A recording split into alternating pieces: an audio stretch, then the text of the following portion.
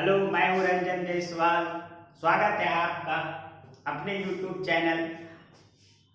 आज हम लोग कैलकुलस का सेकेंड पार्ट, जिसको इंटीग्रल कैलकुलस के नाम से जानते हैं, उसके बारे में पढ़ेंगे। तो हम कैलकुलस को दो पार्ट में डिवाइड किया जाता है, एक डिफरेंशियल कैलकुलस, एक इंटीग्रल कैलकुलस। तो इंटीग्रल कैलकुलस जो जिसमें आता है part integration, area, differential equation, और ये 12th का टॉपिक है जिसको हम लोग सेकेंड वॉल्यूम में पढ़ना होता है। तो सबसे पहले हम लोग इंटीग्रेशन के बारे में, तो इंटीग्रेशन का दो पार्ट होता है, एक होता है इंडेफिनिट इंटीग्रेशन और दूसरा होता है डेफिनिट इंटीग्रेशन। तो आज सबसे पहले हम इस टॉपिक में इंडेफिनिट इंटीग्रेशन के टॉपिक पे चर्चा करेंगे और इंडेफिनिट इंटीग्रेशन के बारे में पढ़ेंगे।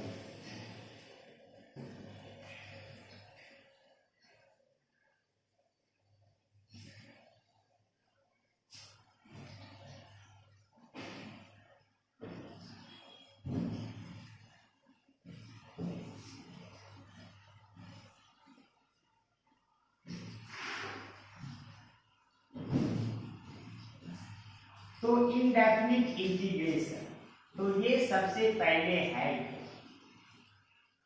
Indefinite integration.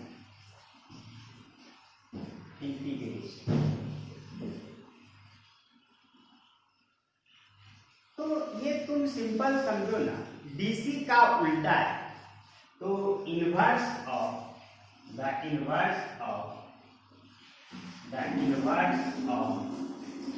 differentiation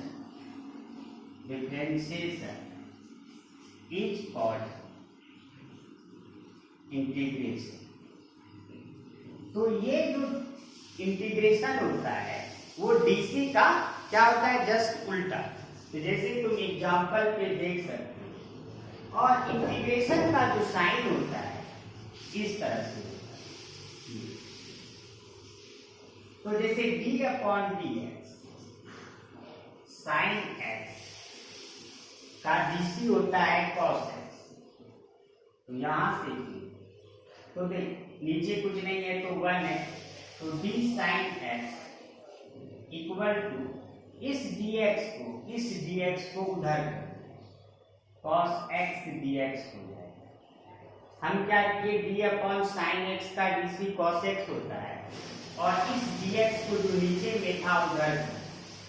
अब इस वाले पार्ट को हम पहले लिख देते हैं और इस वाले पार्ट को हम लोग बाद में लिखते हैं। और देखिए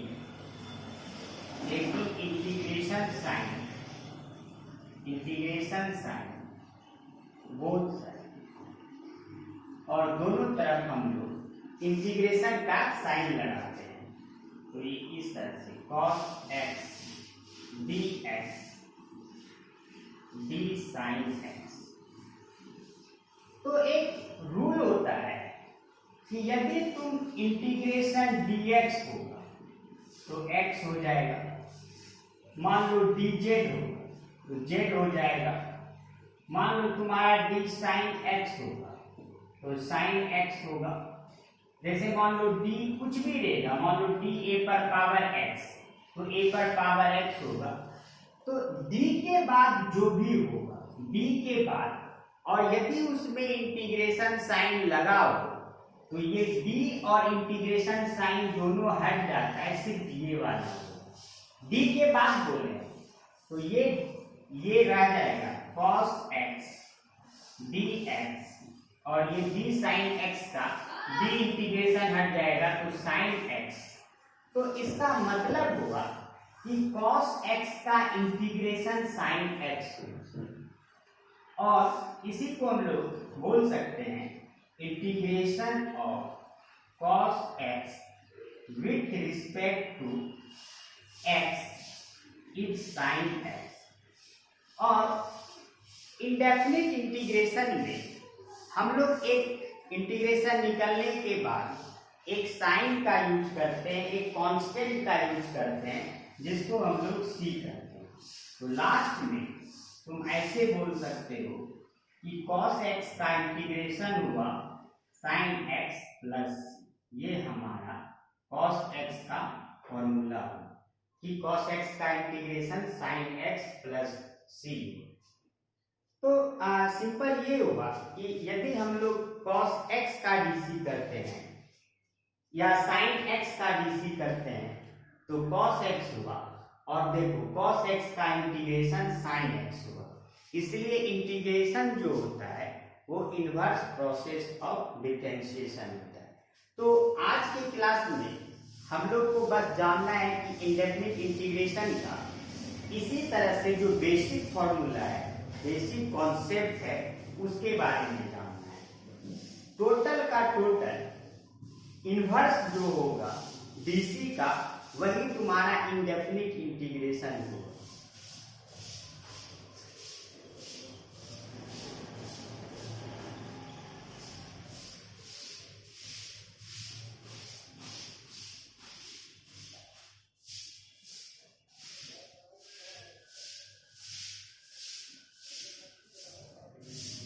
इंडेफिनिट इंटीग्रेशन मतलब इनवर्स ऑफ डीसी, डिफरेंशिएशन का उल्टा। जिस तरह से हम लोग डीसी का फॉर्मूला पढ़ते हैं उस तरह से सबसे पहले हम लोग इंटीग्रेशन का फॉर्मूला पढ़ेंगे। इंटीग्रेशन का जो बेसिक फॉर्मूला होता है तो वो क्या होता है, तो तुम्हारा पहले फॉर्मूला, क्योंकि सबको उतना तो निकाल नहीं सकते हैं, तो एक फॉर्मूला एक पहले हम लोग कर लेते हैं शुरू। जो सबसे पहले x पर पावर n का इंटीग्रेशन, ये इस साइन का मतलब होता है x इंटीग्रेशन और x पर पावर n dx। और अगर तुम इसका डिटेल समझना चाहते हो तो इसका मतलब हुआ x पर पावर n का इंटीग्रेशन x के रिस्पेक्ट में, जो यहाँ d के साथ जुड़ेगा उसके रिस्पेक्ट में, ये होगा x पर power n plus 1 by n plus 1 और प्लस c होगा। इंडेफिनिट इंटीग्रेशन में कांस्टेंट साइन सब में होता है, लेकिन हम लोग फॉर्मूला लिख रहे हैं तो c का यूज नहीं करेंगे। बस ये फॉर्मूला अप्लाई होगा जब n का वैल्यू -1 नहीं होना चाहिए, क्योंकि अगर तुम n का वैल्यू -1 लेते हो तो -1 प्लस 1 0 हो जाएगा, जो अनडिफाइंड होगा। फिर दूसरा फॉर्मूला cos x का इंटीग्रेशन sin x, फिर तीसरा sin x का इंटीग्रेशन cos x, फिर sec स्क्वायर x का इंटीग्रेशन tan x, क्योंकि tan x का डीसी sec स्क्वायर x, तो sec स्क्वायर x का इंटीग्रेशन tan x, क्योंकि डीसी और इंटीग्रेशन दोनों एक दूसरे का उल्टा होता है। फिर उसी तरह से cosec स्क्वायर x का इंटीग्रेशन -cot x, फिर e पर पावर x का इंटीग्रेशन e पर पावर x, a पर पावर x का इंटीग्रेशन a पर power x by log a, फिर sec x into tan x का इंटीग्रेशन sec x, मतलब sec x into tan x का इंटीग्रेशन sec x, क्योंकि sec x का डीसी होता है sec x into tan x, तो sec x का integration sec x into tan x का इंटीग्रेशन sec x, फिर cosec x into cot x का इंटीग्रेशन -cot x।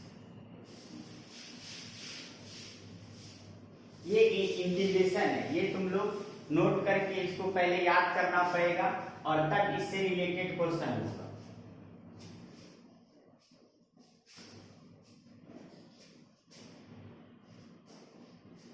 फिर और आगे इसमें फॉर्मूला करना है।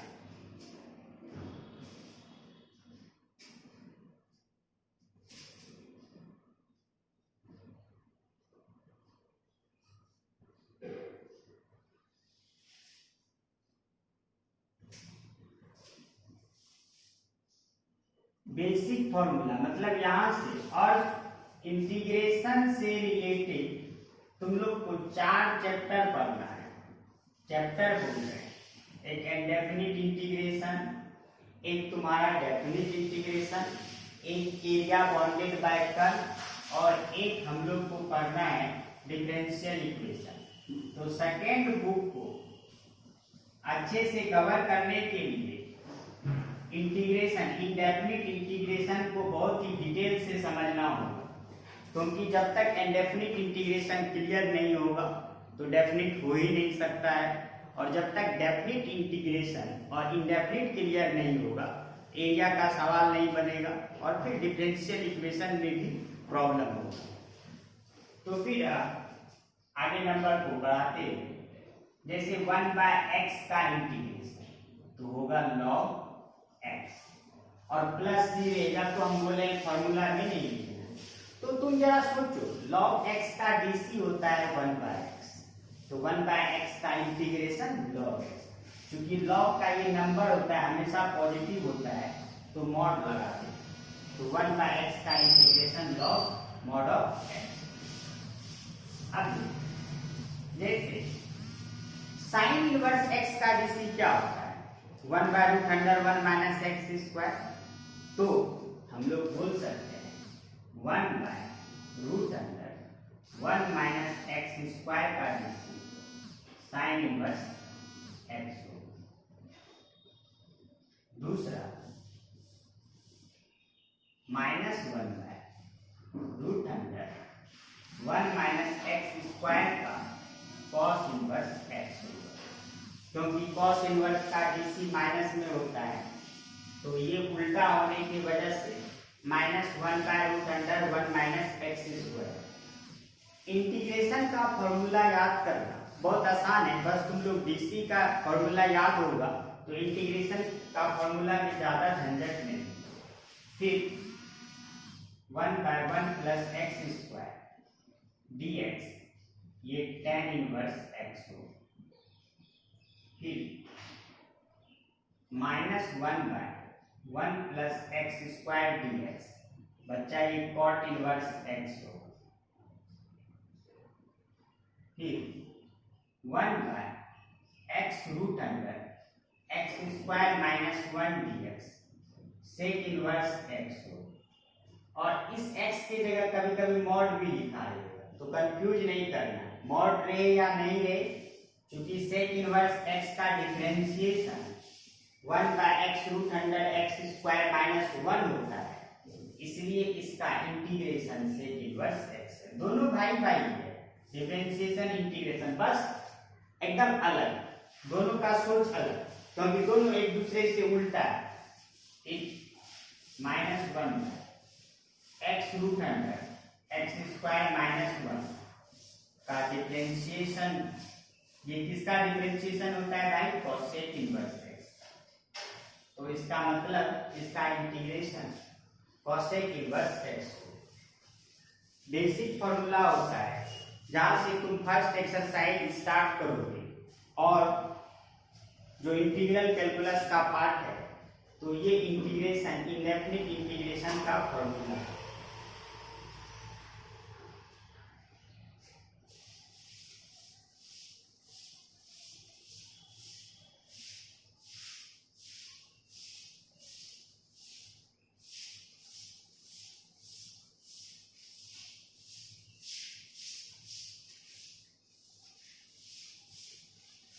तो कुछ देखो, इसके बाद कुछ तुम लोग रूल भी समझ सकते हो कि बेसिक रूल ऑफ, जैसे डीसी होता था तो वैसे बेसिक रूल ऑफ इंटीग्रेशन क्या हो। तो जैसे अगर मान लो हम लिख रहे हैं इस तरह 16/17 dx का क्या होगा, x होगा, बताए थे dz का z तो dx का x, तो कैसे इसको समझ सकते हो, यहाँ कुछ नहीं है तो 1 है, 1 dx लिख सकते हो, और 1 को तुम x पर पावर 0 लिख सकते हो, और x पर पावर n का फॉर्मूला पढ़ोगे, ये x पर पावर, ये n की जगह काउंट कर रहा है, x पर पावर n n+1/n+1, तो x पर पावर 1/1, तो ये x हुआ। इसी तरह से dx का इंटीग्रेशन x होगा। तो तुम लोग डायरेक्ट याद रखो, अगर इंटीग्रेशन साइन और उसके बाद d, तो जो d के बाद जो होगा वही चीज हो जाएगा। जो शुरू से पढ़ेंगे, ये इंटीग्रेशन का चैप्टर जो शुरू से ध्यान से पढ़ोगे उसी का सवाल बनेगा, उसी का, क्योंकि इसमें जरूरी नहीं कि आसान है, डिफिकल्ट क्वेश्चन आता है बोर्ड में और कंपटीशन में तो आएगा। तो ये बेसिक से जिसको पढ़ने का है, तो ये पहले बेसिक का फॉर्मूला अच्छे से याद होना चाहिए। अब देखो, जैसे मान लो ऐसा के dx, तो ये के क्या है, रियल नंबर, मतलब कांस्टेंट है। रियल नंबर का मतलब कुछ नहीं, -1 + 2 कुछ नहीं। तो इसका ये बाहर कांस्टेंट बाहर, और बाद बाकी इसका जो इंटीग्रेशन होगा वैसा होगा, और प्लस। फिर अब बात आएगा कि सर यदि इंटीग्रेशन में प्लस माइनस रहेगा, कि जैसे डीसी में प्लस माइनस होता था तो अलग अलग होता था, सेम टू सेम इंटीग्रेशन में मान लो कि a1x plus b1x plus c1, अगर मान लो कुछ ऐसा है तो ये अलग अलग हो जाएगा, a1x dx plus b1x dx plus c1। आज हम बस रूल बता रहे हैं, क्वेश्चन कल के क्लास में हम कराएंगे। बस हम तुमको ये बताए कि प्लस में, या मान लो प्लस के साथ कुछ माइनस भी है, तो प्लस माइनस में हर एक टर्म अलग हो जाता है। रूल आगे कि यदि प्लस माइनस में रहेगा तो सिंपल अलग कर देंगे, अगर मल्टीप्लाई में रहेगा तो सर इंटीग्रेशन का क्या होगा, जैसे तो मल्टीप्लाई में रहेगा, जैसे आप डीसी में बताए थे, वैसे मल्टीप्लिकेशन फॉर्म में रहेगा, तो ये मल्टीप्लिकेशन फॉर्म में रहेगा, तो इसका फॉर्मूला आएगा जो हम लोग आगे पढ़ेंगे, ठीक ना। लेकिन यदि डिवीजन फॉर्म में रहेगा, तो डिवीजन फॉर्म में रहेगा तो इसका क्या होगा, अगर डिवाइड फॉर्म में रहेगा तो इसका तो पहले कोई फॉर्मूला नहीं होता है, कोई फॉर्मूला, डिवीजन रूल अप्लाई नहीं होता है। तो सिंपल तुम ये समझ लो कि सर इंटीग्रेशन में डिवाइड रूल नहीं होता है, जैसे डिवीजन रूल पढ़े थे डीसी में, तो इंटीग्रेशन में डिवीजन रूल नहीं होता, तो ये डिवीजन रूल नहीं, डिवीजन रूल जो होगा नहीं होगा। तो अब फिर अगर सर डिवाइड में रहेगा तो कैसे बनाएंगे, तो जब क्वेश्चन आएगा तो फिर हम लोग डिस्कस करेंगे। ये हम लोग का फॉर्मूला था इंडेफिनिट इंटीग्रेशन का, ठीक है ना। और फिर हम लोग कल के क्लास में इस फॉर्मूले पे क्वेश्चन कराएंगे, फिर आगे ये क्लास इंटीग्रेशन का चलते रहेगा। तो ठीक है, फिर कल मिलते हैं हम लोग।